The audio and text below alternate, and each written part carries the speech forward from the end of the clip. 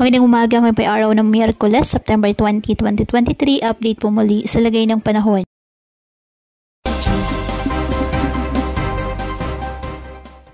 Ayon sa Pag-asa, patuloy pa rin na umiiral at nakakaapekto ngayon ang Intertropical Convergence Zone or ITCZ sa Mindanao at mga localized thunderstorms sa iba pang bahagi ng ating bansa.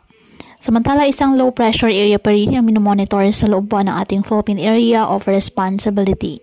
Ang nasabing LPAs ay mababa pa rin ang tsansa na lumakas bilang isang bagyo sa loob po ng 24 oras.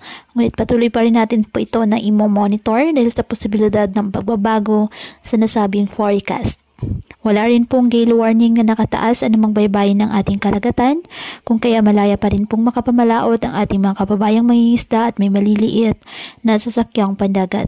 Ngayong araw, dahil po sa ITCZ, asahan na maulap na kalangitan ni may kalat-kalat na pag-ulan at thunderstorms sa Zamboanga Peninsula, BRMM, Sac-Sargent, Davao Region at Davao Occidental at Davao Oriental.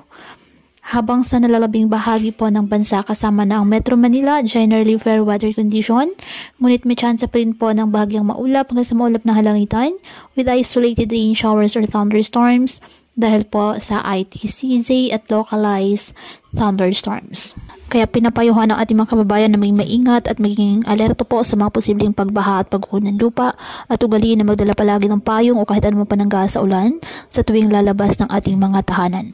At yan po muna ang update sa lagay ng panahon ngayong araw. Muli patuloy po tayo na mag-ingat at palaging tandaan, God loves you. Stay safe and God bless.